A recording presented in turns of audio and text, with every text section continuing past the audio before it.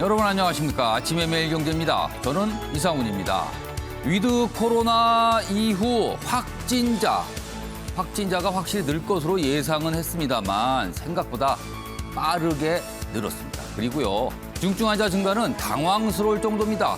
너무 풀어졌던 건가요? 아니면 우리가 뭔가를 잘못 짚은 건가요? 오늘요, 정부가 방역을 강화할지를 놓고 논의를 한다고 합니다. 자, 그럼 먼저 일면 기사부터 바로 출발하겠습니다. 먼저 매일경제입니다. 사진이 길게 자리 잡고 있습니다. 여기 보시면요, 많은 분들이 줄을 서 있죠. 여기가 어딘가면요, 어제입니다. 서울시청 앞 서울광장에 설치된 코로나19 선별 진료소입니다. 그러니까 걱정이 돼서 검사를 하러 온 겁니다. 제목을 보죠. 성급했나? 다시 길어진 코로나 검사 행렬. 지금 상황이 심상치 않다는 것을 단적으로 보여주고 있습니다. 다음은 동아일보입니다. 이대로 가면 6천 명이다. 그러니까 12월 중순 하루 코로나19 확진자 전망치입니다. 6천 명까지 갈 수도 있다는 겁니다. 비상계획 발동, 지금 이 상태면 초읽기 아니냐 이렇게 돼 있습니다. 지금 위드 코로나 진입한 지 한 달 채 안 됐습니다. 그런데요, 첫 4천 명대 확진 기록했죠. 그리고 중환자는요 600명에 육박하고 있습니다. 서울의 경우 응급실 50곳 가운데 33곳이 진료 차질을 빚고 있다. 어제 김부경 국무총리 비상계획 검토할 만한 급박한 상황이다. 이렇게까지 얘기를 했습니다. 이번엔 경향신문 확인해 보겠습니다. 기사가 아래쪽에 있습니다. 자, 고등학교 국영수 수업 시간 2025년부터는요 105시간 줄어든다. 지금보다 많이 줄인다는 겁니다. 지금 현 초등학교 6학년생부터 적용이 되는데 고교 학점제가 시행이 되거든요. 그래서 그에 맞춰서 국영수 수업 부담을 줄여주겠다 이렇게 된 겁니다. 이게 개정 교육과정 발표인데요. 자, 그렇기 때문에 많은 학부모님들 걱정하시죠. 그러면은 수능도 완전히 바뀌지 않을 경우, 그리고 뭐 학교 내 시험도 완전히 바뀌지 않을 경우 결국에는 사교육에 의존할 수밖에 없네요. 이런 또 반응 나오고 있습니다. 마지막으로 조선일보 확인해 보겠습니다. 땡큐 삼성. 5번을 외친 텍사스 주지사다. 왜 그런가 하면요, 삼성이 미국 텍사스주의 테일러시에 약 우리 돈으로 20조 원의 투자를 하기로 했습니다. 그러니까 파운드리, 반도체 위탁 생산 공장을 짓기로 한 겁니다. 그리고요, 공장을 건설하니 당연히 일자리 늘어나죠. 8,500개 정도 일자리가 생길 것으로 전망되고 있답니다. 백악관도요, 투자 발표 환영한다. 이런 입장을 냈습니다. 이런 기사 종종 소개해 드리는데 우리나라도 지금 일자리 급한데 뭔가 좀 들으면서도 아쉽다라는 생각을 지울 수가 없습니다. 자, 지금까지 일면 기사 짚어봤고요. 알쏭달쏭한 뉴스의 의미, 그리고 뉴스에 담긴 깊은 배경을 짚어주시기에 오늘도 네 분께서 자리하셨는데요. 소개해드리겠습니다. 먼저 화면 가장 맨 왼쪽에 앉아 계십니다. 윤영걸 전 매경닷컴 대표 나와 계십니다. 그리고 그 옆에는 박창한 장한대 교수 자리하고 계십니다. 자, 세 번째 자리에는요, 현근택 민주당 선대위 대변인 나오셨고요. 마지막으로 김재섭 전 국민의힘 비상대책위원 나와 계십니다. 안녕하세요.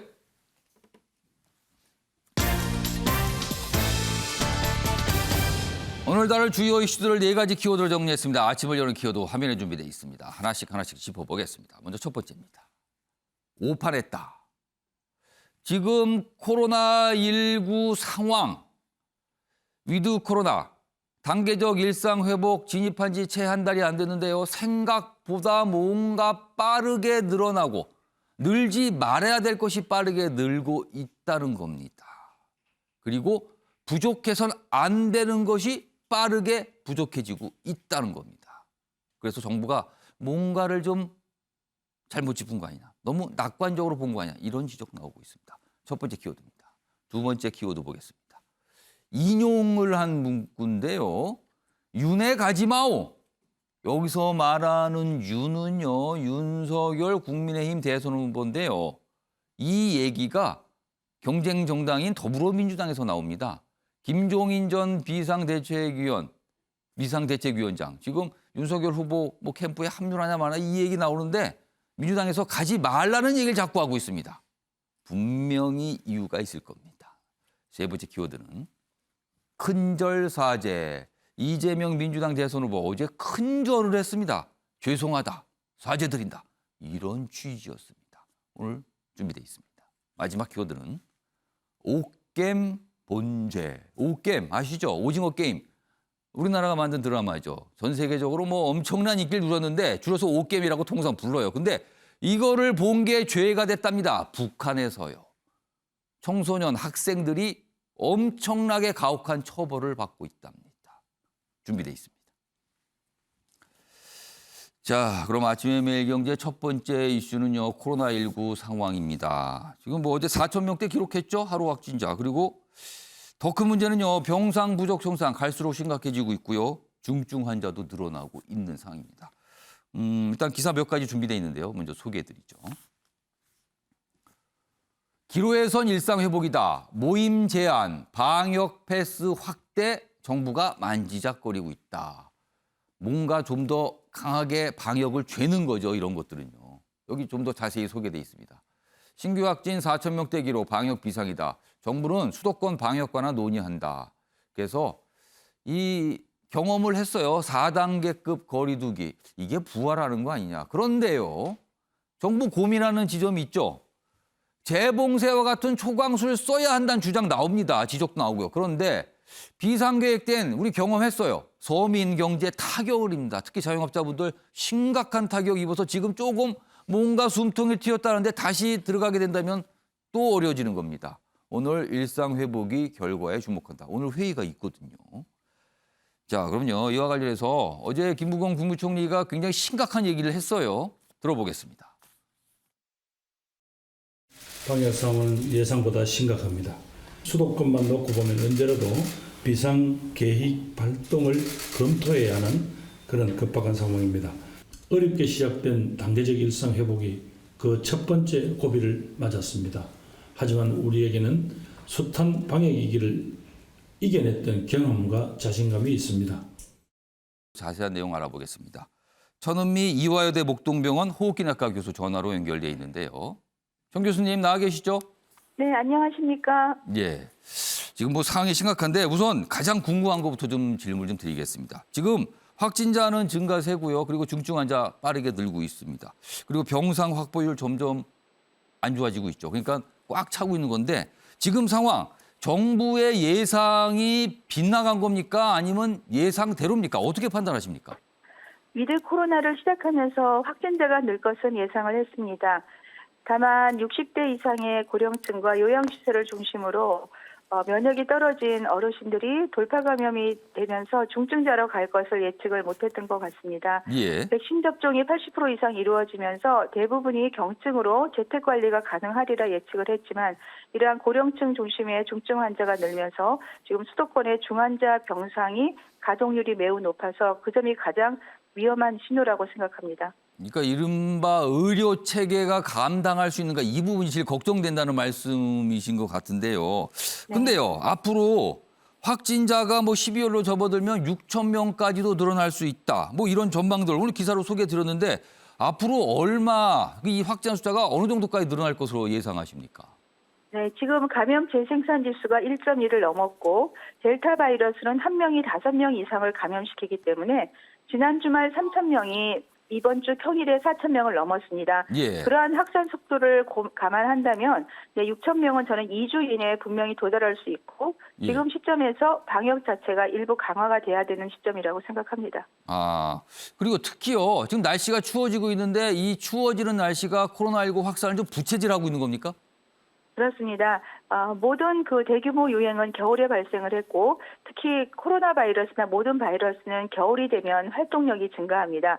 또한 사람들이 실내로 많이 모이기 때문에 접촉을 통한 감염이 증가하고 있어서 올 겨울에는 이 감염을 이겨내기 위해서는 우리가 실내에서도 마스크 착용과 손 위생은 필수적이라고 생각합니다. 자, 정부도 어제 이제 비상 계획 이거 필요할 수도 있다라는 거 약간 열어뒀어요. 그리고 지금 청 교수님도 잠시 지금 뭔가 즉각적인 조치가 필요하다고 말씀을 하셨는데 자, 필요하다면 당장 어떤 조치가 지금 들어가야 된다고 보십니까?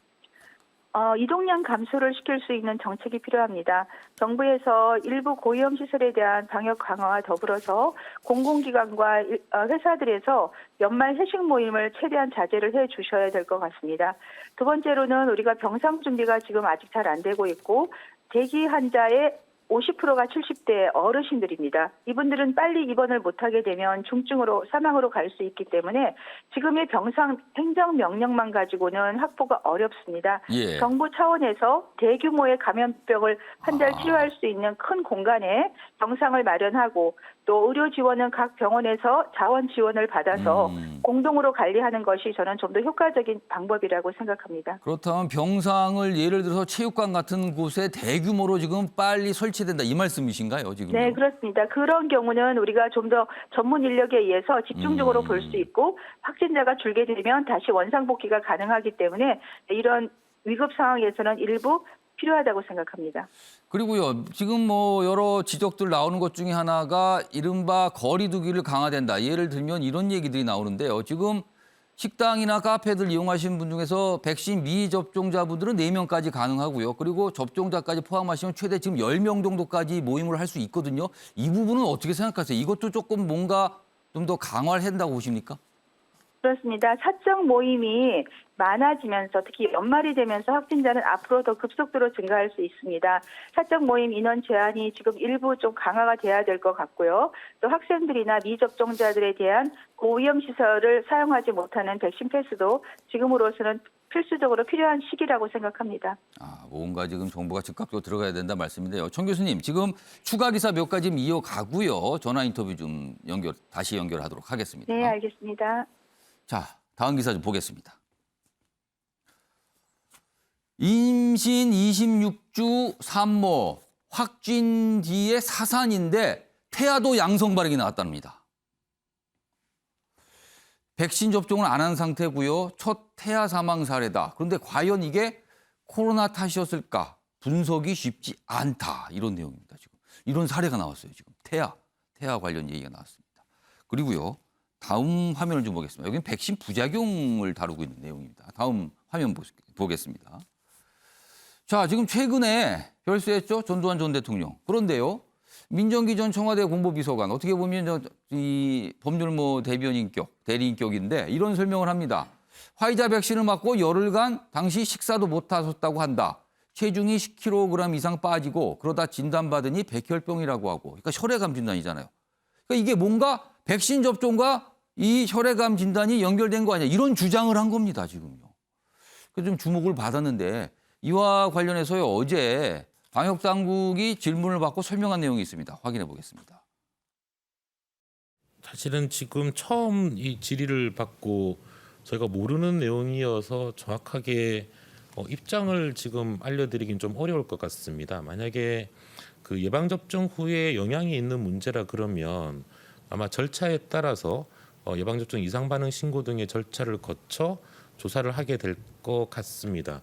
다만 그러한 절차가 진행되지 않는다 그러면 거기에 대해서 저희가 지금 판단할 수 있는 부분들은 그렇게 많지는 않습니다.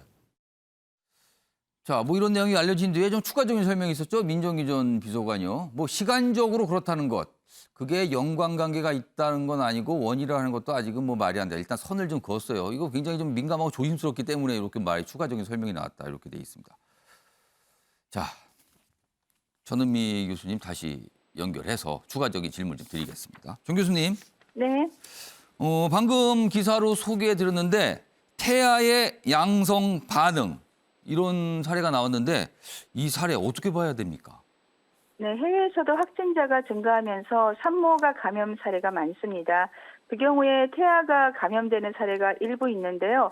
아직까지는 수직 감염 사례는 극히 드문 걸로 되어 있습니다. 이 경우도 지금 태아가 산모한테 수직 감염이 된 사례인지 아니면 그 이후에 발생한 감염인지는 좀 더 연구가 필요합니다. 이번 사례를 보듯이 국내에서도 확진자가 증가하면서 산모들이 코로나19에 감염되면 태아에게 조산이나 이런 사산 등이 나타날 수 있기 때문에 예.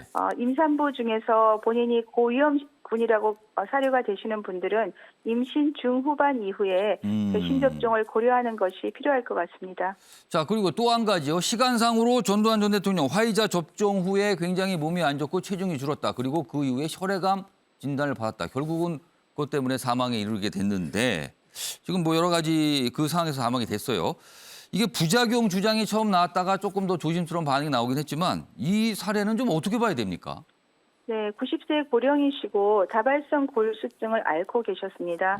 우리가 건강하신 분들은 백신 접종 후에 큰 부작용이 없지만 이런 취약계층들은 백신 접종을 맞게 되면 면역이 상당히 저하될 수 있습니다. 예. 그러한 과정에서 기존에 발병을 할 수 있는 질환이 조금 자극을 받아서 빨리 발현이 되는 그런 사례는 우리가 추측을 할 수 있지만 예. 바로 이 백신 접종 후에 혈액암이 오는 경우는 시간상으로 설명이 어렵기 때문에 예. 네, 그 점에 대해서는 좀 더 저희가 확인을 해봐야 될 것 같습니다. 그러니까 지금으로서는 좀 명확하게 인과관계를 파악하기 쉽지 않다는 말씀으로 네, 들리네요. 맞습니다. 그리고요, 백신 접종 후에는 이런저런 부작용을 호소하는 분들이 꽤 많이 있거든요. 지금 인과성이 인정된 사례는 어떤 게 좀 있습니까? 네, 인과성은 20대 신근염 사례하고요. 예. 그다음에 희귀혈전 사례가 인정을 받았고 이후에 횡단성 척수염에 대한 사례가 전문가 집단에서 다시 한번 인정을 했습니다만 사망자가 1000여 명이 이르는 이런 사례에서 아직 예. 극히 일부만 인정을 받았고 국민들 자체가 백신에 대한 불안감이 많아서 예. 일부 백신 접종을 하지 않고 있습니다. 예. 정부에서는 이러한 차원에서 예방접종위원회와 별도로 안정성을 검증하는 위원회를 발족하였고 예. 이 위원회에서는 우리나라 민족들에게 특별한 사례로 나올 수 있는 그런 사례들을 통계적 인과성, 그러니까 통계적으로 인과가 연관이 있는 경우는 인정을 할 수 있는 사례로 할 수 있기 때문에 예. 앞으로 지금까지 인정되지 않았던 부작용에 대해서 아마 그런 것도 소급을 해서 인정이 될 것으로 저는 기대를 합니다. 보통 말하는 인과성과 통계적 인과성은 어떤 차이가 좀 있습니까? 지금까지 인과성을 인정한 것은 해외 사례에서 인정된 사례에서 극히 인정을 했지만요.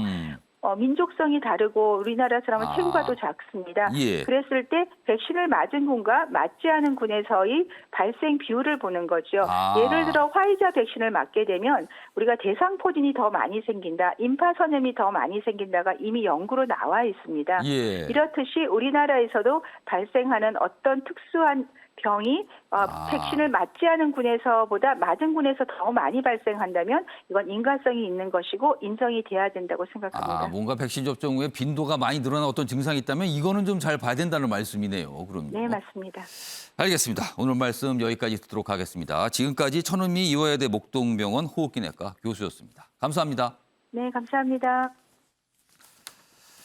자, 뭔가 좀 심각하고 있죠. 사실은 이런 숫자 늘어나면 안 되는데.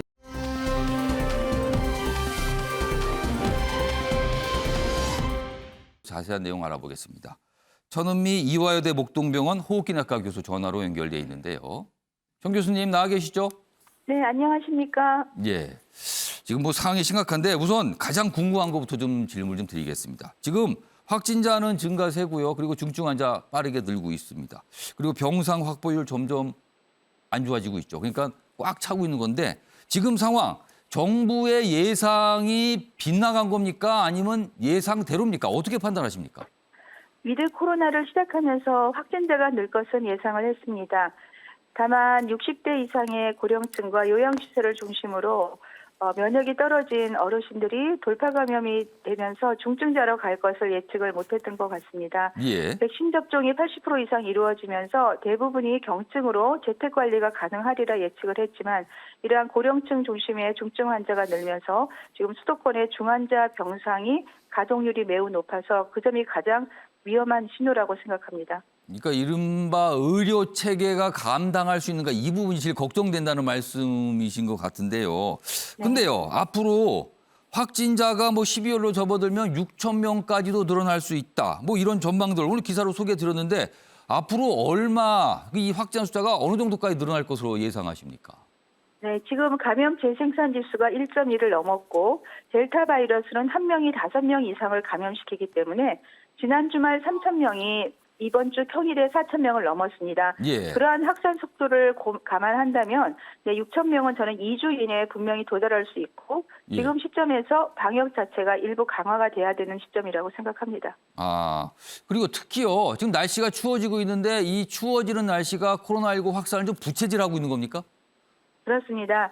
모든 그 대규모 유행은 겨울에 발생을 했고 특히 코로나 바이러스나 모든 바이러스는 겨울이 되면 활동력이 증가합니다. 또한 사람들이 실내로 많이 모이기 때문에 접촉을 통한 감염이 증가하고 있어서 올 겨울에는 이 감염을 이겨내기 위해서는 우리가 실내에서도 마스크 착용과 손 위생은 필수적이라고 생각합니다. 자, 정부도 어제 이제 비상 계획 이거 필요할 수도 있다라는 걸 약간 열어뒀어요. 그리고 지금 청 교수님도 잠시 지금 뭔가 즉각적인 조치가 필요하다고 말씀을 하셨는데 자, 필요하다면 당장 어떤 조치가 지금 들어가야 된다고 보십니까? 이동량 감소를 시킬 수 있는 정책이 필요합니다. 정부에서 일부 고위험 시설에 대한 방역 강화와 더불어서 공공기관과 회사들에서 연말 회식 모임을 최대한 자제를 해 주셔야 될 것 같습니다. 두 번째로는 우리가 병상 준비가 지금 아직 잘 안 되고 있고 대기 환자의 50%가 70대 어르신들입니다. 이분들은 빨리 입원을 못하게 되면 중증으로 사망으로 갈 수 있기 때문에 지금의 병상 행정명령만 가지고는 확보가 어렵습니다. 예. 정부 차원에서 대규모의 감염병을 환자를 치료할 수 있는 큰 공간에 병상을 마련하고 또 의료 지원은 각 병원에서 자원 지원을 받아서 공동으로 관리하는 것이 저는 좀 더 효과적인 방법이라고 생각합니다. 그렇다면 병상을 예를 들어서 체육관 같은 곳에 대규모로 지금 빨리 설치된다 이 말씀이신가요, 지금? 네, 그렇습니다. 그런 경우는 우리가 좀 더 전문 인력에 의해서 집중적으로 볼 수 있고 확진자가 줄게 되면 다시 원상복귀가 가능하기 때문에 이런 위급 상황에서는 일부 필요하다고 생각합니다. 그리고요, 지금 뭐 여러 지적들 나오는 것 중에 하나가 이른바 거리 두기를 강화된다. 예를 들면 이런 얘기들이 나오는데요. 지금 식당이나 카페들 이용하시는 분 중에서 백신 미접종자분들은 4명까지 가능하고요. 그리고 접종자까지 포함하시면 최대 지금 10명 정도까지 모임을 할 수 있거든요. 이 부분은 어떻게 생각하세요? 이것도 조금 뭔가 좀 더 강화를 한다고 보십니까? 그렇습니다. 사적 모임이 많아지면서 특히 연말이 되면서 확진자는 앞으로 더 급속도로 증가할 수 있습니다. 사적 모임 인원 제한이 지금 일부 좀 강화가 돼야 될 것 같고요. 또 학생들이나 미접종자들에 대한 고위험 시설을 사용하지 못하는 백신 패스도 지금으로서는 필수적으로 필요한 시기라고 생각합니다. 뭔가 지금 정부가 즉각적으로 들어가야 된다 말씀인데요. 청 교수님, 지금 추가 기사 몇 가지 좀 이어가고요. 전화 인터뷰 좀 다시 연결하도록 하겠습니다. 네, 알겠습니다. 자, 다음 기사 좀 보겠습니다. 임신 26주 산모 확진 뒤에 사산인데 태아도 양성 반응이 나왔답니다. 백신 접종을 안 한 상태고요. 첫 태아 사망 사례다. 그런데 과연 이게 코로나 탓이었을까? 분석이 쉽지 않다. 이런 내용입니다. 지금 이런 사례가 나왔어요. 지금 태아 관련 얘기가 나왔습니다. 그리고요. 다음 화면을 좀 보겠습니다. 여기는 백신 부작용을 다루고 있는 내용입니다. 다음 화면 보겠습니다. 자, 지금 최근에 별세했죠? 전두환 전 대통령. 그런데요. 민정기 전 청와대 공보비서관 어떻게 보면 이 법률 대리인격인데 이런 설명을 합니다. 화이자 백신을 맞고 열흘간 당시 식사도 못 하셨다고 한다. 체중이 10kg 이상 빠지고 그러다 진단받으니 백혈병이라고 하고. 그러니까 혈액암 진단이잖아요. 그러니까 이게 뭔가 백신 접종과 이 혈액암 진단이 연결된 거 아니야. 이런 주장을 한 겁니다, 지금요. 그래서 좀 주목을 받았는데 이와 관련해서요. 어제 방역당국이 질문을 받고 설명한 내용이 있습니다. 확인해 보겠습니다. 사실은 지금 처음 이 질의를 받고 저희가 모르는 내용이어서 정확하게 입장을 지금 알려드리긴 좀 어려울 것 같습니다. 만약에 그 예방접종 후에 영향이 있는 문제라 그러면 아마 절차에 따라서 예방접종 이상 반응 신고 등의 절차를 거쳐 조사를 하게 될 것 같습니다. 다만 그러한 절차가 진행되지 않는다 그러면 거기에 대해서 저희가 지금 판단할 수 있는 부분들은 그렇게 많지는 않습니다. 자, 이런 내용이 알려진 뒤에 좀 추가적인 설명이 있었죠. 민정기 전 비서관이요. 시간적으로 그렇다는 것. 그게 연관관계가 있다는 건 아니고 원이라 하는 것도 아직은 말이 안 돼. 일단 선을 좀 그었어요. 이거 굉장히 좀 민감하고 조심스럽기 때문에 이렇게 추가적인 설명이 나왔다. 이렇게 돼 있습니다. 자, 전은미 교수님 다시 연결해서 추가적인 질문 좀 드리겠습니다. 정 교수님, 네. 방금 기사로 소개해드렸는데 태아의 양성 반응 이런 사례가 나왔는데 이 사례 어떻게 봐야 됩니까? 네, 해외에서도 확진자가 증가하면서 산모가 감염 사례가 많습니다. 그 경우에 태아가 감염되는 사례가 일부 있는데요. 아직까지는 수직 감염 사례는 극히 드문 걸로 되어 있습니다. 이 경우도 지금 태아가 산모한테 수직 감염이 된 사례인지 아니면 그 이후에 발생한 감염인지는 좀 더 연구가 필요합니다. 이번 사례를 보듯이 국내에서도 확진자가 증가하면서 산모들이 코로나19에 감염되면 태아에게 조산이나 이런 사산 등이 나타날 수 있기 때문에 네. 임산부 중에서 본인이 고위험군이라고 사료가 되시는 분들은 임신 중후반 이후에 백신 접종을 고려하는 것이 필요할 것 같습니다. 자, 그리고 또 한 가지요. 시간상으로 전두환 전 대통령 화이자 접종 후에 굉장히 몸이 안 좋고 체중이 줄었다. 그리고 그 이후에 혈액암 진단을 받았다. 결국은 그것 때문에 사망에 이르게 됐는데 지금 뭐 여러 가지 그 상황에서 사망이 됐어요. 이게 부작용 주장이 처음 나왔다가 조금 더 조심스러운 반응이 나오긴 했지만 이 사례는 좀 어떻게 봐야 됩니까? 네, 90세 고령이시고 다발성 골수증을 앓고 계셨습니다. 우리가 건강하신 분들은 백신 접종 후에 큰 부작용이 없지만 이런 취약계층들은 백신 접종을 맞게 되면 면역이 상당히 저하될 수 있습니다. 예. 그러한 과정에서 기존에 발병을 할 수 있는 질환이 조금 자극을 받아서 빨리 발현이 되는 그런 사례는 우리가 추측을 할 수 있지만 예. 바로 이 백신 접종 후에 혈액암이 오는 경우는 시간상으로 설명이 어렵기 때문에 예. 네, 그 점에 대해서는 좀 더 저희가 확인을 해봐야 될 것 같습니다. 그러니까 지금으로서는 좀 명확하게 인과관계를 파악하기가 쉽지 않다는 말씀으로 네, 들리네요. 맞습니다. 그리고요, 백신 접종 후에 이런저런 부작용을 호소하는 분들이 꽤 많이 있거든요. 지금 인과성이 인정된 사례는 어떤 게 좀 있습니까? 네, 인과성은 20대 신근염 사례하고요. 예. 그다음에 희귀혈전 사례가 인정을 받았고 이후에 횡단성 척수염에 대한 사례가 전문가 집단에서 다시 한번 인정을 했습니다만 사망자가 1000여 명이 이르는 이런 사례에서 아직 예. 극히 일부만 인정을 받았고 국민들 자체가 백신에 대한 불안감이 많아서 예. 일부 백신 접종을 하지 않고 있습니다. 예. 정부에서는 이러한 차원에서 예방접종위원회와 별도로 안정성을 검증하는 위원회를 발족하였고 예. 이 위원회에서는 우리나라 민족들에게 특별한 사례로 나올 수 있는 그런 사례들을 통계적 인과성, 그러니까 통계적으로 인과가 연관이 있는 경우는 인정을 할 수 있는 사례로 할 수 있기 때문에 예. 앞으로 지금까지 인정되지 않았던 부작용에 대해서 아마 그런 것도 소급을 해서 인정이 될 것으로 저는 기대를 합니다. 보통 말하는 인과성과 통계적 인과성은 어떤 차이가 좀 있습니까? 지금까지 인과성을 인정한 것은 해외 사례에서 인정된 사례에서 극히 인정을 했지만요. 민족성이 다르고 우리나라 사람은 체구가 더 작습니다. 예. 그랬을 때 백신을 맞은 군과 맞지 않은 군에서의 발생 비율을 보는 거죠. 예를 들어 화이자 백신을 맞게 되면 우리가 대상포진이 더 많이 생긴다, 임파선염이 더 많이 생긴다가 이미 연구로 나와 있습니다. 예. 이렇듯이 우리나라에서도 발생하는 어떤 특수한 병이 백신을 맞지 않은 군에서보다 맞은 군에서 더 많이 발생한다면 이건 인과성이 있는 것이고 인정이 돼야 된다고 생각합니다. 뭔가 백신 접종 후에 빈도가 많이 늘어난 어떤 증상이 있다면 이거는 좀 잘 봐야 된다는 말씀이네요. 그럼요. 네, 맞습니다. 알겠습니다. 오늘 말씀 여기까지 듣도록 하겠습니다. 지금까지 천은미 이화여대 목동병원 호흡기내과 교수였습니다. 감사합니다. 네, 감사합니다.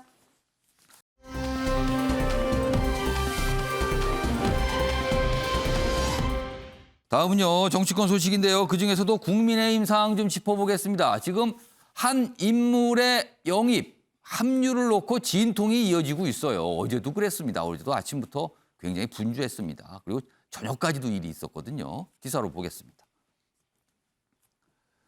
윤석열, 김종인 정격 회동. 김종인 아직 결정 못했다.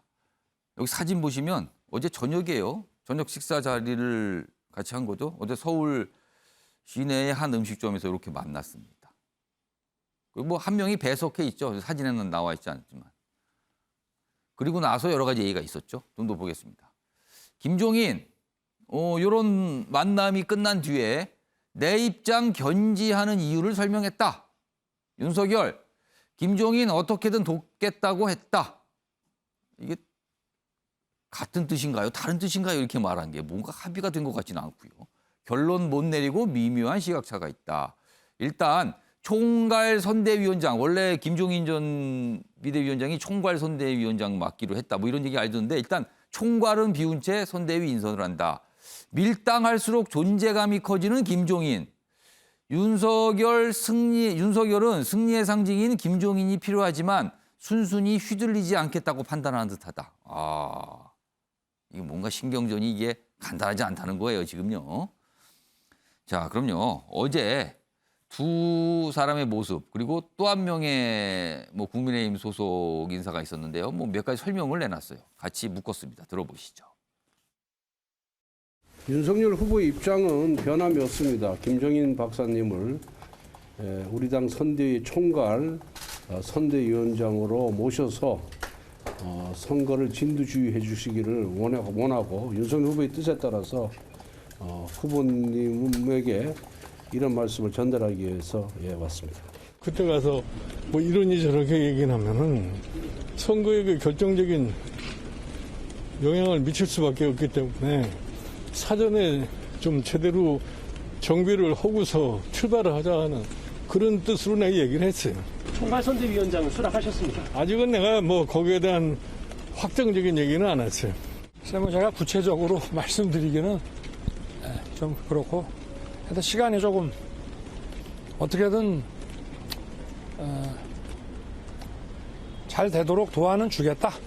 그리고 총괄 선대위원장직을 맡는 문제는 조금 더 시간을 좀 갖겠다. 이렇게 얘기를 하셨습니다. 완찬 전에 비해서 상황이 나아졌다고 보시나요? 어떻게? 질문을 아주 이 정도 하십시다. 네, 이 정도 하겠습니다. 네. 질문을 받고 질문을 아주 뭔가 답하기 어려운 질문을 하는구나. 뭐 이런 내용이 좀 담겨 있는 것 같아요. 자, 지금 방금 들으신 내용은 어제 만찬 회동이 끝난 뒤에 두 인물이 한 설명을 들으셨어요. 자, 다음 화면 보겠는데요. 만찬 자리에서 이런 얘기가 오갔다고 전해집니다. 여기 보면 김종인 대통령 되기를 밖에서 돕겠습니다. 이거 뭡니까 그럼? 밖에서. 선대위. 그러니까 캠프 합류 안 한다는 거잖아요. 돕긴 돕는데 그냥 저는 밖에서. 뭔가 불만이 있다라는 것을 이렇게 표현한 것 같아요. 그러자 윤석열 안 됩니다. 지금 오십시오. 어떻게든 오셔야죠. 이겁니다. 아주 다릅니다. 지금. 이 공식적으로 기자들 앞에서 한 설명과 만찬 자리에서 했다는 내용은 확실히 강도가 좀 달라요. 지금 이렇게 소개되고 있습니다. 다음은요. 만평 하나 보시죠. 이 상황을 설명하고 있어요. 이게 어떻게 된 겁니까 지금? 한 분은 뭔가 밑에, 한 분은 위에 이렇게 앉아 있는데 여기 이분이 얘기를 해요. 나 가? 진짜 가? 안 잡아? 이렇게 얘기합니다. 근데 이분은 요 위에 높은 곳에 앉아 계신 분은 속으로 그 양반 참 얼마 전에 이 그 양반이라는 표현이 나왔었잖아요. 근데 이거를 또 여기다 활용했네요. 그래서 이게 아닌데 제목이 이렇게 달려 있습니다. 뭔가 신경전을 벌이고 있다. 이렇게 묘사하고 있습니다. 자, 이런 상황인데요. 이런 상황에서 어제 이준석 국민의힘 대표가 이렇게 하면 어떨까요? 라는 뭔가 아이디어 차원의 제안 또는 의견 이런 걸 좀 표현하거든요. 그 얘기도 들어보겠습니다. 저는 후보가 김종인 위원장과 어쨌든 대화를 통해서 이걸 결정하기 좀 기대하고 있습니다. 김한길 위원장 같은 경우에는 본인이 특별 조직을 맡아가지고 새시대위원회라고 이렇게 외연 확대를 위해서 특임을 이제 하는 거 아니겠습니까? 김병준 위원장도 만약 그런 형태의 어쨌든 그 조직으로 좀 정리가 된다면은 김종인 위원장이 생각할 때는 좀 받아들일 수 있는 부분이 있지 않을까 이런 생각을 해봅니다. 자, 김재섭 전 비대위원. 어떻게 해야 지금 이 신경전 상황이 해결이 될까? 구체적으로 윤석열 후보가 어떻게 해야 이게 풀리는 겁니까? 방법이 어디 있습니까, 지금? 어저께 이제 기사에서도 일부 나왔던 것 같은데 김병준 전 위원장의 역할을 조금 제한을 하고 지금 김병준 전 위원장은 상임위원장. 상임선대위원장 이렇게 상임선대위원장. 되어 있는데요.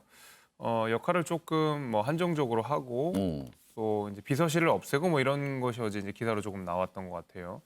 비서실이라고 하는 것과 그다음에 상임선대위원 입장이라고 하는 자리를 보게 되면 어쨌든 후보의 정치적 행보에 굉장히 긴밀하게 소통하는 그런 자리들 아니겠습니까? 근데 이제 사실 김종인 전 위원장과 윤석열 후보는 예. 사실 상당 기간 동안 호흡을 맞춰서 정치적인 대화들을 많이 나눠놓은 사이입니다. 왜냐하면은 김종인 전 위원장이 당시 이제 그 비대위원장이었던 시절에 예. 국민의힘 비대위원장이었던 시절에 윤석열 후보가 당시 검찰총장을 사퇴하고 나오면서 별의 순간을 언급하면서 사실 정치적인 행보에 어떤 기초들을 마련해주는 그런 메시지를 좀 던져줬거든요. 예. 그 이후에 사실 이제 별의 순간이라고 하는 어떤 그 메시지들이 사실 대한민국에 쭉 퍼지면서 윤석열 후보에게 집중하게 되는 그런 사실 결과들을 많이 예. 나왔지 않습니까? 그 이후에도 사실 경선 과정 속에서도 이번 선거는 이재명과 윤석열의 싸움이다라는 식으로 구도를 정해줬거든요. 예. 그러니까 지금 말하자면은 윤석열 후보가 정치에 입문할 때부터 그 과정 그리고 그 이후에 최종 후보가 돼서 총괄 선대위원장으로서 대선 과도에서 윤석열 후보가 계속 호흡을 맞춰올 것을 예상했고 국민들도 예. 그렇게 기대하고 있기 때문에 사실 이런 지금 진통들에 많은 관심들을 보이고 있다고 저는 생각을 합니다. 예. 사실 그랬던 만큼 김종인 위원장 역시도 기존에 쭉 호흡했던 내용, 그다음에 그전에 꼭 대화했던 내용들과 윤석열 후보의 가장 적합한 선거 방식과 어떤 예.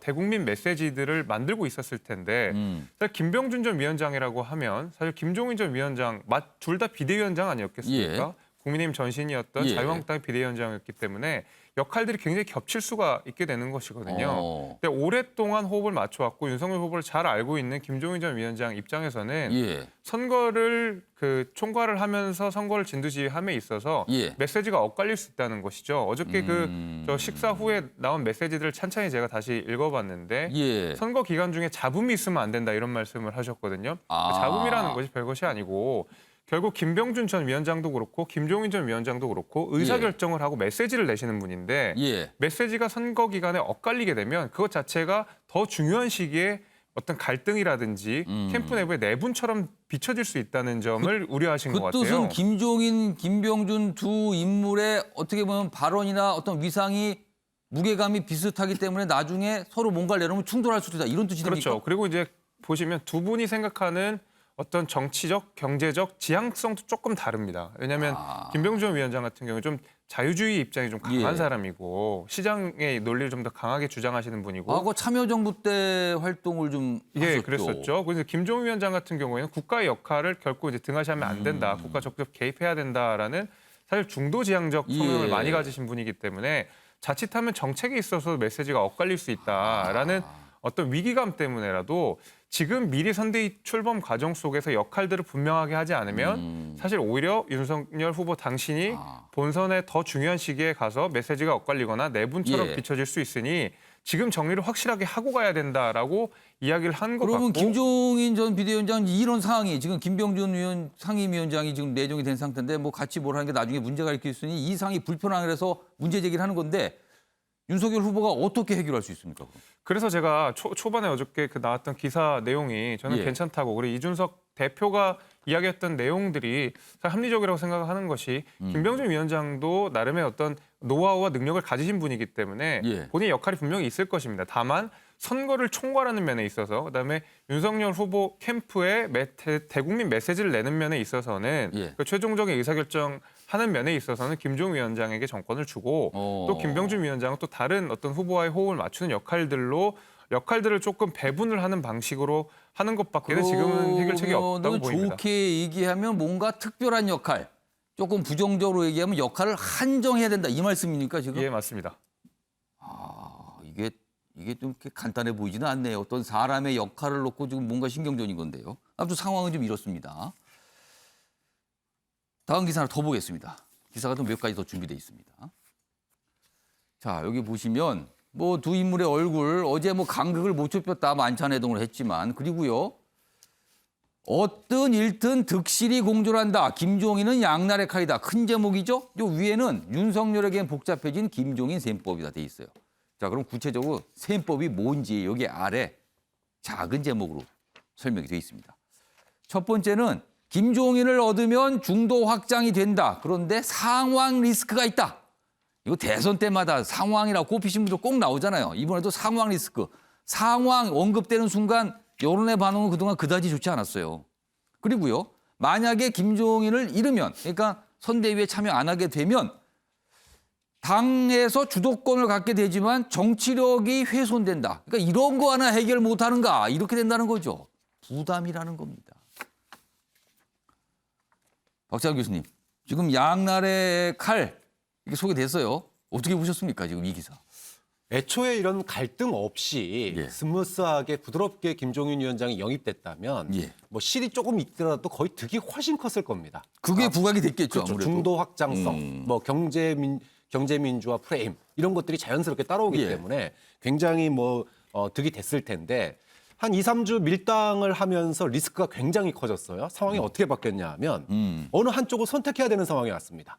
당에서는 뭐 인사권까지 내줘가면서 김종인 모셔야 되냐 이런 불만의 목소리가 나오기 시작했고 예. 또 김종인 위원장을 그렇다고 모시자니 그런 지금 겉으로는 선대위 구조 얘기지만 사실 들어가 보면은 뭐 김한길 그다음에 김병준 예. 뭐 장제원 예. 이 사람들 바꾸라는 거 아닙니까? 그렇게 보면 이거는 대통령 후보고 대통령이 될 사람인데 인사권에 개입하는 모양이죠. 휘둘리는 거 아니냐 이런 얘기 나오는 그렇죠. 거죠. 바로 상황 돼버리는 겁니다. 자, 이렇기 때문에 이 2주 동안의 리스크를 끌어온 것 자체가 지금은 상황 리스크를 질 거냐 안 질 거냐 예. 이런 문제로 가게 돼버린 거죠. 어느 한쪽을 갖다가 포기할 수밖에 없는 상황이 됐습니다. 예. 그럼 결과가 만약에 좋게 끝난다 그러면 예. 뭐 그중에 하나를 선택하면 되지만 예. 그래서 결과적으로 결별한다 그러면은 뭐 지키는 건 있죠. 뭐 당의 원탑으로 이제 그러니까 후보의 뜻이 뭐 더 중요하다. 이게 확인됐다. 그렇죠. 뭐 이런 거죠. 나는 뭐 누구 주변에 눈치 안 보는 사람이다. 이런 어떤 당 장악력 이런 예. 부분들은 분명히 얻게 될 텐데 이제 문제는 위기 관리 능력입니다. 그리고 정치력의 문제인 거죠. 본인이 공언을 했던 영입 인물인데 예. 그것도 총괄로 모시겠다고 수차례 이 시간을 끌어가면서까지 여기까지 했는데 예. 결국은 실패하는 모습 보여주는 게 선거전에 있어서 나 정치력이 이렇게 부족한 사람이라고 보여줄 수밖에 없는 거잖아요. 이런 점이 지금 2, 3주 밀당이 윤석열 후보에게는 굉장히 큰 리스크로 지금 많이 커졌다. 이렇게 볼 수밖에 없는 거죠. 양날의 칼일 수도 있고 어떻게 보면 딜레마네요. 이래도 문제일 수도 있고 저래도 문제일 있고 어떤 선택을 해도 장단이 다 섞여 들어가 있단 말이에요. 지금요. 다음 기사 하나 더 보겠습니다. 사설인데요. 윤석열 후보는 72 선대위로 국민에게 무엇을 보여주겠다는 건가. 굉장히 부정적입니다. 72이요? 지금 보면 여기 세 사람 이른바 삼김이죠. 김종인, 김한길, 김병준. 나이 평균을 따니까 72. 한 분은 뭐 80 넘으시고요, 지금요. 이런 상황이잖아요. 이거 뭡니까? 지금 이렇게 질타하고 있어요, 이 기사는. 윤영걸 전 대표님, 어떻게 보셨습니까, 이 기사? 저 상당히 문제죠. 국민들이 볼 때는 세 분이 단합을 해도 예. 좀 갸우뚱할 거예요. 워낙 정계에 투신한 지가 30년, 40년 된 분은 아니에요. 굉장히 오래 활동하신 분들이에요. 한국 나이를 세 분이 합하면 219살이더라고요. 그러니까 그걸 또 합하셨어요, 다 그렇죠. 또 그거를. 합하니까 219살이니까 거의 300에 육박하는데요. 그렇죠. 그러려면은 한 팀이 돼서 움직여야 되는데 국민들이 젊은 사람들이 볼 때는 예. 2030이나 이런 사람들 볼 때는 어르신 삼각편대 그것도 사이 안 좋은 어르신 삼각편대로 이렇게 보여지는 거죠. 그래서 시너지 효과가 나와야 되는데 예. 지금 안 맞잖아요. 안 맞아. 지금 오늘 선대위 구성에서 출발하면은 개문 발차하거든요. 예. 버스 문 열어놓고 타세요 하고서 출발하는 거예요. 선대위는. 총괄 자리가 좀 비어 있어요. 그렇죠. 지금. 김종인 총괄만 빼놓고 내정 하고 싶은데 안 한 개문 발차에서 하는데 김종인 그 총괄 후보가 예. 버스가 전용 차선 달리는데 일반 도로로 따라갈 수 있겠습니까? 저는 이제는 늦었다. 몰라 합류는 할 수는 있죠. 예. 서로 김종인 그 총괄 내정자는 또 권력이 필요하고 더 국민의힘이라는 조직이 필요하고 또 윤석열 후보한테는 김종인이라는 또 상징 자본, 킹메이커 뭐 그게 예. 필요하니까 갈 수도 있겠지만은 무슨 의미가 있냐 이거죠. 국민이 볼 때는 저 오징어 게임에 저 게임으로밖에 안 보인다 이거죠. 그러니까 국민의- 실제 본인들 그 정치권 그리고 국민 내부나 상황에서 굉장히 뭐 복잡하고 이렇게 신경절이고 분주하지만 막상 밖에서 투표를 할 수 있는 투표 권한 있는 국민들이 보기에는 도대체 뭐 하는 겁니까? 이런 생각이 든다는 거죠, 지금. 너무 올드한 거죠. 젊은이들, 여성들 이런 사람들의 의견을 받아줄 그 절실함이 있냐 이거죠. 예. 그러니까 국민들이 저기에 대해서 좀 불신하는 거 아닌가 뭐 이렇게 생각이 들어요. 그러니까 김종인 그 총괄 내정자 전 비대위원장 의견은 그거예요. 내가 히딩크 하면 되는데 뭘 이렇게 위원장이 많아. 뭐 옆에는 그 상임위원장, 상임 감독도 있고 또 새시대 감독도 있고 나는 총괄 감독 있고 히딩크 3명이 어떻게 축구를 해. 나 혼자 하게 놔두지. 그러니까 기분이 나쁜 거예요. 그러니까 그 영린을 건든 거죠.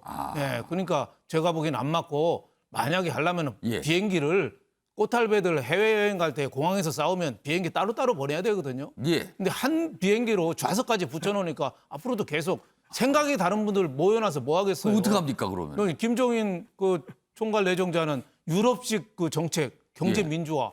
또 김병준 그 내정자는 그분은 자유주의적인 그런 사고. 좀 결이 달라요. 그리고 결이 달라요. 그런데 어떻게 같이 하겠어요. 그러니까 제가 보기에는 너무 무리인 것 같다. 그래서 저는 윤석열 후보가 국민의힘이 전신인 미래통합당이 왜 실패했나를 연구해야 돼요. 문재인 정권에 반대하는 사람 다 모았거든요. 근데 국민들이 볼 때는 신선하지가 않았어요.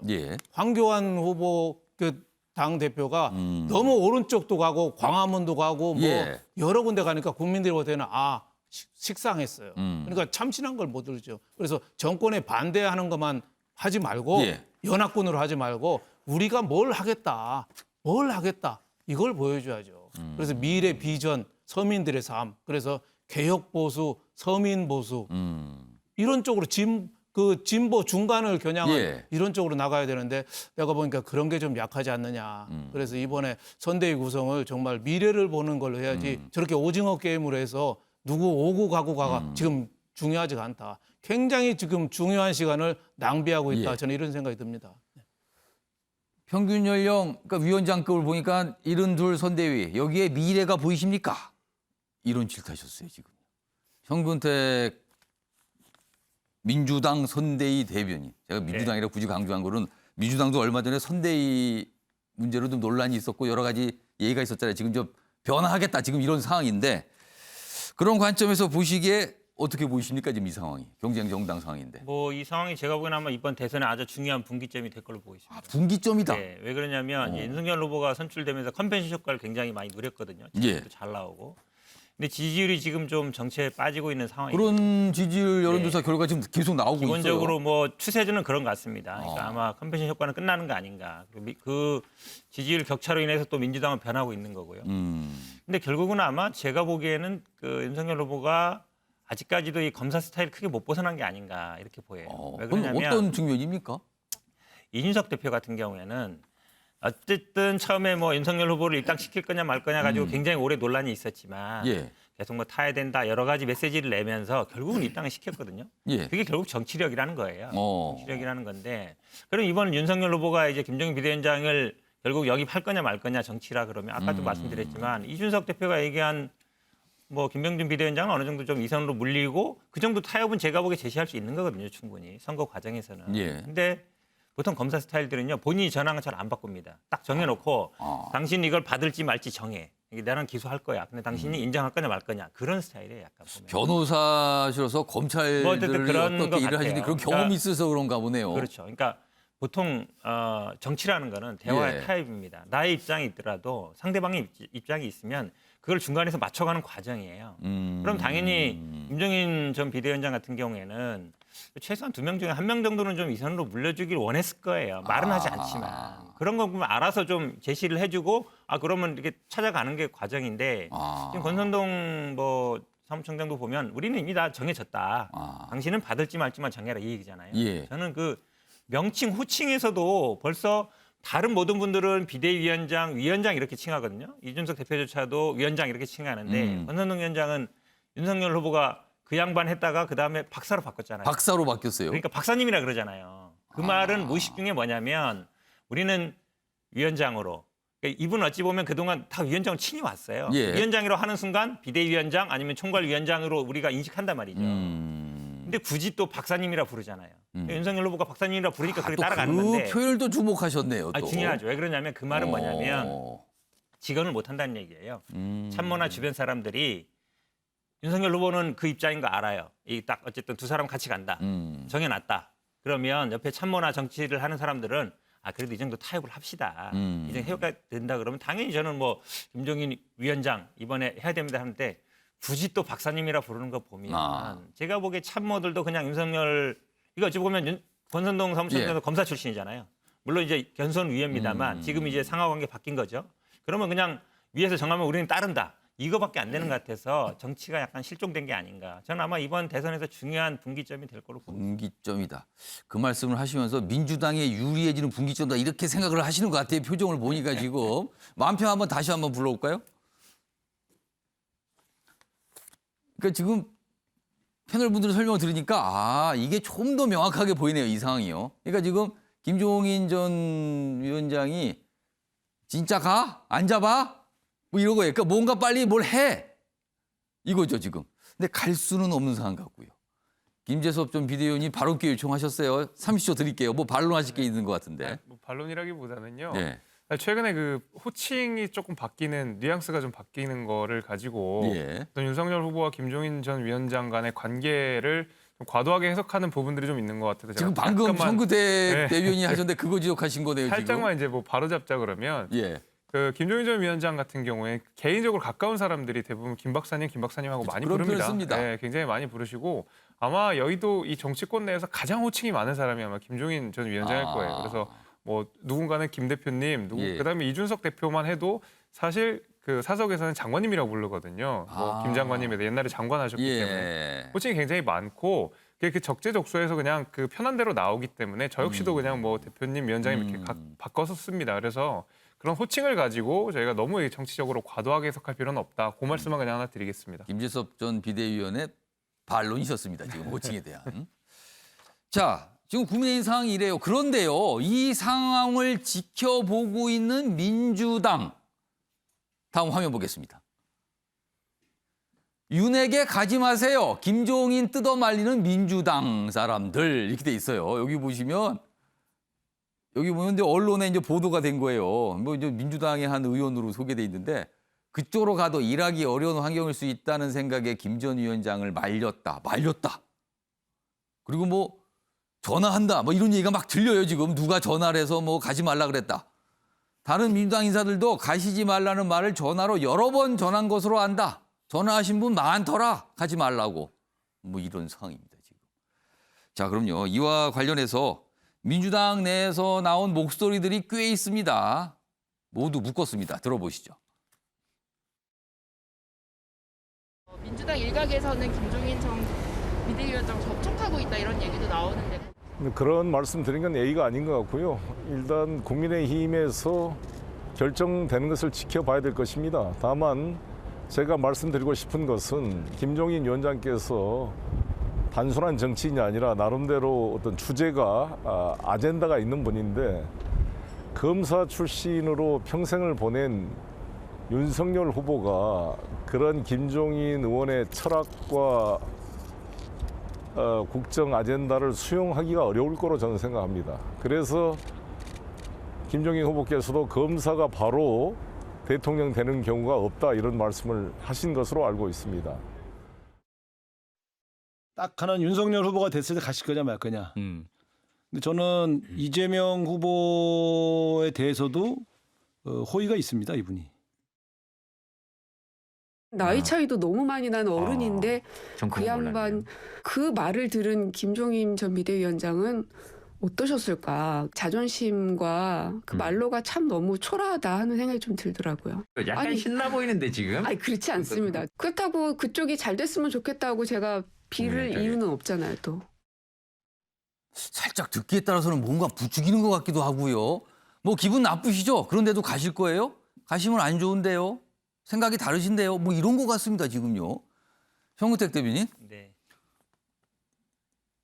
민주당이 아까 우상호 의원이 살짝 얘기했는데 정말 김종인 전 비대위원장을 향해서 민주당이 관심이 있습니까? 아니면 이거 단순히 그냥 안 갔으면 좋겠다 그 생각입니까? 뭐 뭡니까 지금 이거? 어려운 질문인데요. 예. 사실 뭐 지금 재선 의원급이면 2016년에 된 것인 거잖아요. 예. 그 당시 이제 비대위원장하고 공천도 행사했기 때문에 경험을 하셨겠죠. 그렇죠. 그러니까 지금 민주당 내에도 뭐 친한 분들이 있습니다. 그 당시에 뭐 가까운 분들이 대부분 여러분도 아실 텐데, 근데 뭐 양날의 칼인 것 같아요. 그러니까 민주당 입장에서도 민주당에도 양날의 칼이다. 그렇죠. 왜냐하면 지금은 어쨌든 민주당 쪽 인사라기보다는 이제 국민의힘 쪽 인사로 분리되고 있잖아요. 예. 거기서 비대위원장도 예. 하셨고. 근데 이분이 또 선거에서 여러 가지 성과를 낸 적이 있거든요. 예. 그러니까 일단은 제가 보기에는 뭐 당장 민주당에 모시고 온다는 입장보다는 이제 국민의힘에 안 갔으면 좋겠다 이런 생각은 있는 거 같아요. 안 갔으면 좋겠다. 예, 저도 뭐 그런 생각인 것 같아요. 가지 마오입니까? 그러니까 가지 마오. 선거를 어쨌든 이분이 여론이라든지 아니면 중도층이라든지 이런 데에 호소가 분명히 있습니다. 여러분들 굉장히 민감하게 반응하시는 분이고 다른 반대로 달리 직접 뭐 여론 조사도 많이 보시는 분이라서 소구력이 있기 때문에 저희들 입장에서는 일단 국민의힘에 안 가는 게 좋겠다. 이제 그 정도인 것 같고 지금 근데 민주당도 지금 송영길 대표 빼고는 이제 다 사퇴했거든요. 예. 민주당도 굉장히 어찌 보면 당내 이 뭐 정비하는 과정이라서 뭐 글쎄 모르겠습니다. 향후에 어떻게 될지는 뭐 정치라는 건 살아있는 생물이기 때문에 예. 뭐 열려 있다고 저는 보고 있습니다. 생물이긴 하지만 너무 상상력이 커지는 거 아니에요? 만약에 진짜 민주당과 뭘 손을 잡아 도움을 준다면 이거는 정치권에서 굉장히 충격으로 받을 수 있는 상황인데 아무튼 뭔가 얘기들은 나오고 있어요. 저렇게까지 반응들이 있어요. 박찬환 교수님. 네. 민주당이 어떻게 보면 지금 현근택 대변인 말씀 일단 안 갔으면 좋겠다 이 마음이 큰 것 같다라고 설명했는데 그 뜻은 민주당 입장에서는 김종인 전 위원장이 윤석열 후보를 돕는다는 게 너무 부담스럽다 이 뜻입니까? 어떻게 보세요? 그렇죠. 뭐 지금 예를 들어 뭐 박빙의 승부를 펼치더라도 김종인이라고 하는 상징성이 국민의힘에 얹혀지는 게 부담스러운데 지금 지지율 격차가 큰 상황 아닙니까? 예. 그런 상황에서 지금 뭐 다시 좁혀지고 있려고 하는 그런 어떤 변곡점인데 예. 이런 상황에서 김종인 선대위원장 딱 합류 이렇게 딱 발표가 나버리게 되면 아무래도 무게감이 중도층이 조금 쏠릴 수 있겠구나. 그러니까 민주당 입장에서는 절대 좋을 게 없다. 그렇죠. 이 상황이. 지금으로서는 좋은 카드 하나도 아니죠. 그러니까는 내심 뭐 못 먹는 떡 찔러본다고. 계속 그래서 가지 말라 그렇죠. 얘기하는 할 거예요. 수밖에 없는 건데. 근데 만약에 정말로 안 가게 되고 그리고 민주당 상황이 그 지지율 격차를 좁히지 못하는 상황이 온다면 예. 그때는 지금도 뭐 당대표 빼놓고 다 바꾸겠다고 그러고 있는 상황인데 정치의 영역은 또 상상의 영역 아닙니까? 뭐 못 올 게 못 올 일이 뭐 있어 이겁니까 그러면은? 그렇죠. 남의 떡이 커 보일 수 있는 거죠 이번에는. 저거 옛날에 내 떡이었는데. 옛날에 그 민주당하고도 활동을 했고 근데 그렇죠. 그렇다고 이게 어떻게 되는 겁니까? 그러니까 그러면 지금은 만약에 그런다면 그런 걸 이게. 가능성을 상정해 놓고 하는 얘기는 아닌 것 같고요. 하지만 이제 최악의 상황이 온다면 뭐 얼마든지 그때까지 따로 뭐 선대위 국민의힘에 합류하지 않는다면 그건 막 사상일이라는 걸 어떻게 될지 모르는 일이니까요. 아무튼 이렇게 민주당의 반응이 나오는데 이 민주당 인사들의 반응에 대해서 국민의힘 내부에서도 목소리가 좀 나왔어요. 확인해 보겠습니다. 제가 오늘 그 김종인 위원장 찾아뵙기로 했는데요. 저도 한번 이런저런 말씀을 들어보려고 합니다. 어차피 김종인 위원장도 지금 민주당 분들이 와서 뭐 좀 못 먹는 감 찔러본다는 식으로 접촉을 해봤자 민주당으로 가실 분은 아니거든요. 그리고 정권교체의 대의에 공감하시는 분이기 때문에 저는 뭐 200% 확신합니다. 이번 주 내 결론 내야죠. 이번 주 내. 김재섭 전 비대위원. 지금요. 그러니까 지금 뭔가 진통이 있는 상황에다 더해서 민주당까지 뭔가 자꾸 얘기를 하는 거예요. 김종인 전 위원장 얘기. 이 상황이 어떻게 혼란으로 보이는데 이 자체가 좀 국민의힘이나 윤석열 후보한테 불리한 거 아닙니까? 이 자체가? 이런 이제 혼란 내지 이제 갈등으로 비춰질 수 있는 이 국면이 장기화되는 것은 바람직하지는 않죠. 어떤 식으로든. 다만 우리가 선거 국면에서 항상 있었던 일들을 생각해 보면 갈등 뒤에 봉합이 잘 되면 또 그 이후에 또 다른 새로운 컨벤션 효과들을 또 누리게 되거든요. 그래서 저는 지금의 갈등이 이렇게 나쁘다고 생각하지 않고 무엇보다도 사실 지금 진통으로 빚어질 수 있는 이유들이 사실 조금 있습니다. 왜냐하면 국민의힘이라고 하는 지금 정당이 기존에 있었던 저희 전신 정당들이랑 내용이 많이 달라졌거든요. 그 얘기 뭐냐면 이준석 대표가 사실 당대표로 되면서 20대, 30대 당원들이 굉장히 많아졌습니다. 반면에 이제 윤석열 후보 같은 경우에는 20대, 30대보다는 조금 기존의 지지층들이 훨씬 더 지지하는 경향들을 많이 보이고 있거든요. 그래서 사실 20대, 30대의 국민의힘 당원과 그 이상의 이제 기성세대 당원들의 정책 상향들이 매우 다른데 이준석이라고 상징되는 어떤 당 대표와 그다음에 윤석열 후보라고 그 어떤 당의 또 다른 대표가 사실 이런 그 역학 관계를 통해서 굉장히 저는 건전한 긴장들을 만들어내고 있다고 생각을 하거든요. 플러스 거기에 이제 김종인 위원장이라고 하는 어떤 승리의 상징성을 가진 사람, 그리고 두 사람이 가지는 어떤 한 사람은 좀 어리다라는 평, 한 사람은 정책 경험이 아직 길지 않다는 그런 내용들을 보완해 줄 수 있는 역할이기 때문에 이 셋의 역학 관계가 저는 그렇게 나쁘다고 보지 않습니다. 그래서 그 긴장 관계를 통해서 더 이제 승화가 되면 앞으로도 이제 지지율 상승을 기대해 볼 수 있다고 저는 생각합니다. 유재석 전 비대위원이 굉장히 이게 뭔가 이렇게 잘 설명을 하시려고 애를 쓰신 것 같은데 정은택 대변인께서 뭐 또 다른 얘기를 하시려고 그래요. 지금 기회 요청하셨는데 제가 30초 드릴게요. 말씀드리면요. 예. 지금 뭐 아마 김재원 최고위원은 김종인 비대위원장이 민주당 절대 안 갈 거다 그러는데 뭐 가고 안 고의 문제가 아니라요. 결국은 이제 지금 상태에서는 사실은 국민의힘이 안 가는 것만도 민주당에 도움을 주는 거예요. 근데 아시겠지만 김종인 비대위원장이 오면서 기본소득 강령에 넣었습니다. 경제민주화 원래 본인의 트레이드 마크예요. 막판에 저는 뭐 지지선언을 할 수도 있다고 봅니다. 가능성이 열려 있는 거예요. 그러니까 지금 말씀처럼 민주당하고는 절대 뭐 관계 없을 것이다. 그건 제가 보기에 본인의 희망사항이다라고 말씀드립니다. 모른다, 봐야 한다. 지금 이 말씀 다시 한번 또 강조해 주신 거예요. 정치는 아까 뭐 생물이다, 뭐 상상력 얼마든지 펼칠 수 있는 상황 온다. 뭐 이겁니다.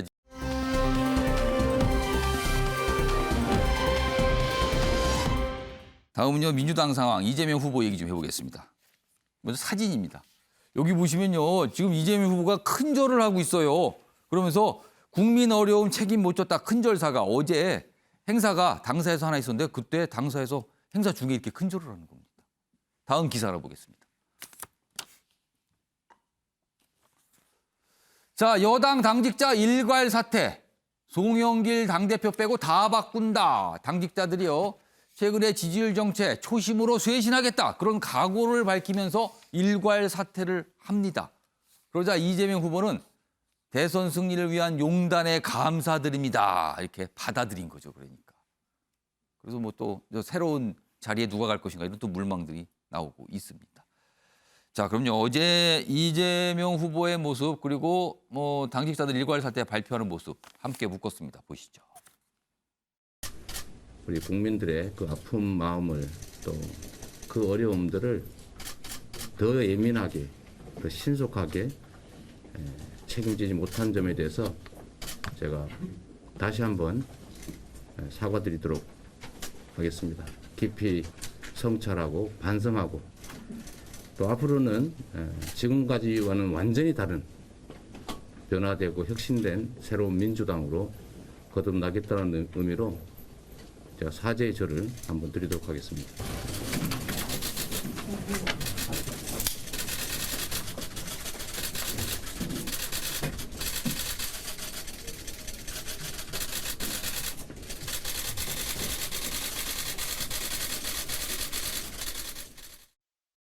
저희가 지난 10월 10일 날 이번 대선 후보를 선출했고 또 11월 2일 날은 선대위 출범식을 했습니다. 하지만 아시다시피 큰 컨벤션 효과를 갖고 있지 못한 상태에서 지지율도 정체 현상을 겪었습니다. 그래서 당직 의원들이 먼저 전체적으로 대표님과 또 대선을 치른 후보님의 여러 가지 판단의 폭을 넓혀드리기 위해서 저희가 초심으로 돌아가서 당직을 사퇴하는 것이 적절하다 이렇게 판단을 했습니다.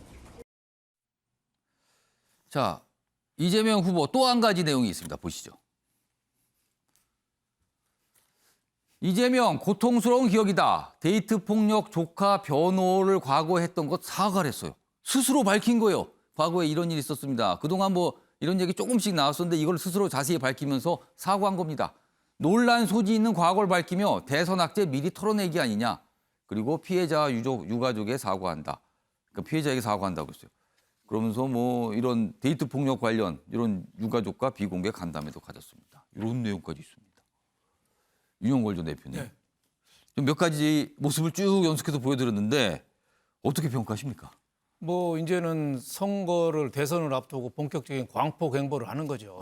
지금 선대위 민주당 선대위가 안 변한다고 계속 그랬잖아요. 예. 지금 완전히 개편을 하는 거잖아요. 예, 송영길 민주당 대표 빼놓고 다 바꾼다고 그랬잖아요. 제가 보기에는 당 대표도 바꿔야 될 것 같아요. 윤석열 네거티브 반장 같은 얘기만 하잖아요. 윤석열 후보 뭐 그 돌잔치에 그게 앵화라고 하느니 뭐 이런 얘기 그만 실수를 했죠. 오히려 자꾸 역풍이 불잖아요. 당 대표 리스크가 국민의힘도 있고 민주당도 있죠. 그렇지만은 저렇게 변하려고 하는 모습 어제 이재명 후보가 얘기했잖아요. 아 나도 그런 건지 몰랐는데 아주 감사하다 했는데 모르긴 몰랐을까요? 상당히 알았다고 봐야죠. 그러니까 벌써 인선이 나온 거죠. 그만큼 이 앞으로 미래를 위해서 상당히 간다 이렇게 보여주고 또 지금 그 조카가 예. 옛날 데이트 폭력 때문에 그 여자하고 그 어머니 어떤 뭐 범죄가 있었어요. 그 사건이 있었어요. 예, 살인 예. 사건이. 그리고 그 아버지 여자 아버지는 중상을 입고. 근데 그때 이재명 후보가 변호사 시절에 변호했거든요. 그거를 저 당내 경선에서 이낙연 캠프에서 계속 들었다 놨다 했어요. 잘못하면 역풍 불 것 같은데 이거 터뜨릴까 말까 고민했던 거거든요. 그 이재명 후보가 어제 그걸 미리 자존심 스스로 얘기를 한 거예요. 스스로. 앞으로 선거 과정에서 계속 얘기가 나오니까 굉장히 어떻게 보면은 저는 뭐 잘한 걸로 봐요. 자진 납세하면 조금 세금 깎아주잖아요. 그런 것처럼 저는 한 거로 보여진다. 저렇게 자신 있게 저 있는 거 터뜨리고 예. 스스로 터뜨리고 선대위 당 개편하고 하는 거는 지금 어제 리얼미터 조사가 하나 나온 게 있어요. 이재명 후보가 지지율이 37%로 문재인 대통령 지지율을 넘어섰어요. 문재인 대통령이 지금 32%로 자꾸 하락하고 있거든요. 예, 민주당 지지율도 33%, 이재명 후보는 37%. 물론 윤석열 후보가 44%로 차이가 많이 나죠. 리얼미터 조사니까 뭐 다른 여론조사 기관 나온 건 아직 아니고 예. 트렌드라고 볼 수는 없고 예. 이것만 봐서도 대통령하고 민주당 지지율을 넘어섰으니까 지금부터 이제 차별화 시동을 하는 거죠. 문재인 대통령 잘못한 거 뭐 이런 걸 민주당 잘못한 거 이런 걸 하자 뭐 이런 건데 결국은 저는 관건은 진정성이 얼마나 있느냐. 말뿐이 아니라 말뿐만 차별화가 아니라 진짜 예. 문재인 정권 잘못한 걸 어떻게 고치려는 생각을 하고 있느냐. 또 하나는 대장동 사건 여기에 대해서 특검하자고 했는데 예. 정말 실체를 얼만큼 빨리 수사하고 예. 터뜨릴 그만큼 의사가 있느냐. 뭐 그 건에 대해서 국민들이 판단하지 않느냐. 저는 이렇게 생각합니다. 박찬 교수님, 당직자 그리고 핵심 당직자 중심으로 일괄 사퇴를 했어요. 근데 소영길 대표는 빠졌거든요. 소영길 대표의 거치 민주당 내에서 지금도 있어요. 그런 주장들이 나오는데 이건 어떻게 보세요? 당원들이 선출한 대표잖아요. 근데 아무리 전권을 줬다고 그래도 예. 당대표가 마음대로 물러나고 싶다고 물러날 수 있는 건 아니에요. 또 다른 문제가 된다는 그렇죠. 거예요. 이거는 좀 뭐 당의 정체성과 관련된 부분이죠. 예. 뭐 그런 점에서 본다면 뭐 있는 채로 비대위원장을 모셔오는 경우는 있을 수 있습니다. 그런 경우는 있으니까요. 그런데 물러나라 마라 이렇게 얘기할 수 있는 상황은 아니다. 근데 다만 지금 뭐 민주당이 이제 변화의 노력, 예를 들어 이재명 후보가 이제 이재명의 민주당 1일이다 이렇게 선언을 했었는데 예. 이게 국민들에게 쇼로 보여져서는 안 되는 거죠. 그러려면 뭐 변화와 혁신을 할 거면 후보가 먼저 해야 돼요. 사실은. 그런 점에서 후보가 과거에 2006년에 조카 살인 사건을 변호했던 그 과거의 기억을 소환해서 국민들에게 먼저 예. 이렇게 알리고 이런 모습들은 이제 나 앞으로 감추지 않겠다. 다 국민들 앞에 밝히겠다라고 공언을 했지 않습니까? 그 말을 지키는 행사니까 예. 그런 이벤트였기 때문에 저는 뭐 일관성 있는 그런 어떤 모습을 보여주기 위한 이재명 후보의 노력 아니냐. 뭐 그런 점도 좋게 평가하고 싶습니다. 그러니까 지금까지 기사들 보면은 두 분께서 말씀하셨는데 뭔가 민주당과 이재명 후보가 이제 변화를 추구하는 거예요. 위기라는 의식을 가지면서 변화를 추구하는 모습인데 리스크가 남아 있죠, 지금. 검찰 수사입니다. 다음 보겠습니다. 윗선 규명 속도내는 검. 이재명 성남시장 시절 비서실장을 소환 조사했어요. 어제입니다. 그리고 부상저축은행 대출 브로커도 조사했다. 뭔가 지금 대장동 이 의혹과 관련해서 뭔가 검찰이 좀 들어가고 있는 거죠. 윗선 이게 들어가고 있습니다. 근데 뭐가 진행 중이에요. 뭐 이 얘기 꺼내면요. 이것도 저도 1시간은 해야 됩니다. 이 얘기 토론하려면. 그래서 뭐 이 정도.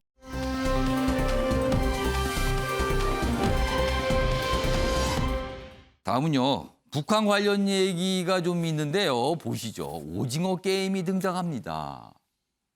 오징어 게임을 봤다고 북한이요. 이 한 학생에게는 무기징역형 그리고 다른 같이 본 학생들에게는 5년 교화형. 그러니까 우리도 뭐 5년 징역형이에요. 그리고 이 오징어 게임이 담겨있는 USB를 밀반임한 북한 주민은 총살이랍니다. 총살. 엄청난 단속을 하는 거죠. 지금 미국의 자유아시아 방송의 보도 내용이에요. 이 매체의 보도 내용입니다. 윤 전 대표님. 예. 요즘 너무 가혹한 거 아닙니까? 그렇죠. 뭐 북한이 지금 갈수록 저 통제를 강화하고 있죠. 그리고 얼마 전에 북한 뭐 어떤 매체가 오징어 게임 관련해서 뭐 이렇게 약간 비판하고 뭐 남한 사이가 그렇지 뭐 이렇게까지 내는데 그건 누군가 봤다는 얘기잖아요. 그렇죠. 근데 자기네 이런 일이 또 정권에서는 보고 대남 방송을 통해서는 오징어 게임 얘기를 하면서 그 동영상을 그 중국에서 사들인 사람은 총살. 그리고 처음 본 학생은 청진에 있는 고등학생들이에요. 예. 처음 본 학생은 무기징역. 그리고 그걸 친구들한테 줘서 친구들 같이 본 사람 노동교화형 5년. 그러니까 북한이 갈수록 저렇게 통제를 강화하고 있는 거. 뭐 오징어 게임이 전 세계적인 또 열풍을 불고 있는 거. 그러면 이런 거를 북한 주민들이 봐서는 안 된다 이렇게 판단하는 겁니까? 그렇게 봐야죠. 네. 저렇게 남한에서 만든 게 세계 각국에 저렇게 인기를 끌고 있다, 각광을 받고 있다 이런 게 북한 주민들한테 소문 나서 또 좀 보고하면은 또 북한 주민들이 좀 동요하지 않을까. 코로나19 이후에 더 강화된 통제 뭐 이거를 볼 수 있겠습니다. 또 밀반입 그러니까 이게 중국이나 뭐 어디서 들어왔을 거 아니에요. 그래서 이게 또 지금 이 코로나19를 막기 위해서 그러는데 이런 것까지 뭐 뚫린 거 아니냐 뭐 이런 판단도 있었다고 지금 설명이 좀 되고 있습니다. 아무튼 좀 너무 가혹합니다 이게 지금요. 다음은요. BTS가 등장하는 기사가 하나 있습니다. 보시죠. BTS 병역 면제 재논의다. 이대남 눈치 보는 국회. 이대남은 20대 남성을 말하는 거죠. 대중예술인 병역 특례 오늘 협의가 있는데요. 국방위 법안소의 여야 의원 7명의 의견이 갈려요. 지금 뭐 이렇게 파악을 해보니까 찬성 1명, 반대 1명, 5명은 논의해봐야. 잘 아직은 확정 짓기 어렵다 이런 뜻이 되네요. 근데 이게 의견이 면제를 해줘야 되냐 말아야 되냐. 국위 선양했으니까 아니다. 이거는 공정의 문제다. 이게 또 대선까지 부르니까 이게 굉장히 첨예하게 쟁점이 될 수도 있어요. 자 오늘 여야 정당에서 두 분 나오셨는데 의견 좀 먼저 들어보겠습니다. 먼저 김재섭 전 비대위원은 이 문제 어떻게 생각하십니까? 그 국위 선양 내지는 이제 뭐 국가 기여도로 따지면 BTS만큼 뭐 큰 활약을 보여준 사람들이 없죠. 특히 이제 문화예술 면에서 대한민국의 이제 경쟁력을 세계 각국에 이제 알리게 되는 그런 뭐 사실 굉장히 자랑스러운 일인데요. 근데 그 병역이라는 문제에 있어서는 조금 우리가 이제 논의를 해봐야 될 필요가 있는 것이 저는 이제 분명히 그 국가 기여도나 국위 선양의 면에서는 충분히 병역 면제의 타당성은 있다고 생각을 합니다. 그럼에도 불구하고 이제 병역이라고 하는 것은 누구에게나 공정하고 예측 가능성이 있어야 될 것 같거든요. 근데 예를 들면 우리가 국회 내에서 오직 BTS 때문에 법을 좀 바꾼다. BTS 때문에 뭔가를 좀 그 제도적인 수정을 한다라고 하는 것이 과연 많은 국민들한테 그다음에 이 군대를 아직 앞두고 있는 20대 남성들한테 납득이 되느냐는 사실 그거는 잘 모르겠습니다. 그러니까 충분히 논의해 볼 수 있고 하겠지만은 예를 들면 BTS 한 명 때문에 후발적으로 그것이 제도가 따라간다고 하면 거기에 대해서 박탈감을 느끼는 젊은이들도 굉장히 많을 거거든요. 우리나라 각 지역에서 또 각 영역에서 최선을 다해서 일하는 젊은이들이 있습니다. 그 역시도 또 크고 작게 다들 이제 국위 선양을 하고 있는 것이고 이제 그런 면에 있어서 충분히 논의해 볼 수 있고 굉장히 자랑스러운 가수지만은 가수 하나 때문에 모든 제도들이 이렇게 흔들리고 국회가 흔들리는 모습을 보여주면 국민들은 여기에 좀 신뢰하지 않을 거다. 특히 이제 청년들 중에서는 상당 부분 박탈감을 느끼는 사람도 있을 것 같다라는 생각이 듭니다. 여기 보시면 이 법안 소위에 참여하는 국회의원들의 의견들이 적혀 있어요. 여기 보면 반론 많은데 논의는 해보겠다. 뭐 국가 기여도 그럴 때 특례 주는 것이 좋은 거 아닌가 이런 의견도 있고요. 청년들의 상실감이 있을 수 있다. 뭐 이런 걱정도 있고요. 국민 공감대가 있는지 이게 중요한데요. 뭐 아무튼 약간 유보적인 입장. 아무튼 좀 논의를 해보자. 뭐 이런 입장들이 많아요. 현근택 대변인은 이 사안이 어느 쪽으로 가야 된다고 보십니까? 굉장히 어려운 질문인데요. 근데 이제 현행 병역법은 어떻게 돼 있냐면 올림픽은 동메달, 아시안 게임은 금메달.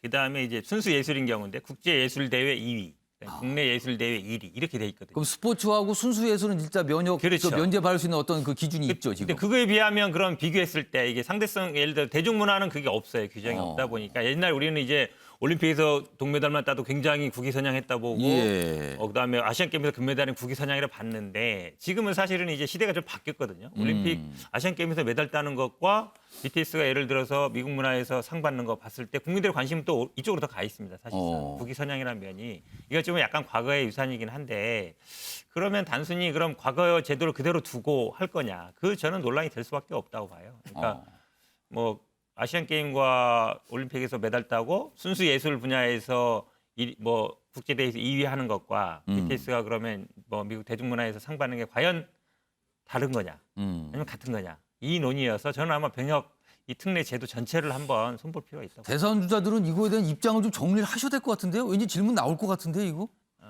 어쨌든 근데 이제 국회 논의를 지켜볼 필요일 수밖에 없는 것 같아요. 그러니까 찬성 반대 입장 밝히기는 쉽지 않은 문제라고 보고 있습니다. 어렵다. 아무튼 뭔가 딱 부러지게 얘기가 어려운 사안이다 이 말씀이시네요. 네. 두 분 다 약간 좀 중간적으로 조금 이렇게 얘기하신 것 같아요. 다음 마지막 기사 되겠습니다. 보시죠. 외신입니다. 미국 민주주의 정상회의에 대만을 초청했습니다. 중국 발끈하죠. 레드라인 밟았다 이렇게 돼 있습니다. 대만을 초청했다 민주주의. 박시장 교수님. 네. 시간이 뭐 많지는 않은데 한 30초 정도 되는데요. 이거 좀 더 험악해집니까 그럼? 원래 중국이 대만을 공식 행사에 초청하는 거에 대해서 알레르기 반응을 보이잖아요. 근데 미국이 사실 시진핑과 그 바이든 정상회담에서 하나의 중국 원칙을 지지한다고 그랬거든요. 그런데 그 다음 날 돼가지고 또 이런 얘기가 나오니까 지금 쿼드 문제 뭐 여러 가지 문제로 미중 갈등이 점점 표면화되는 것 같습니다. 더 싸우겠네요 보니까. 자, 아침의 매일경제 오늘은 여기서 마무리하겠습니다. 시청해 주신 여러분 고맙습니다.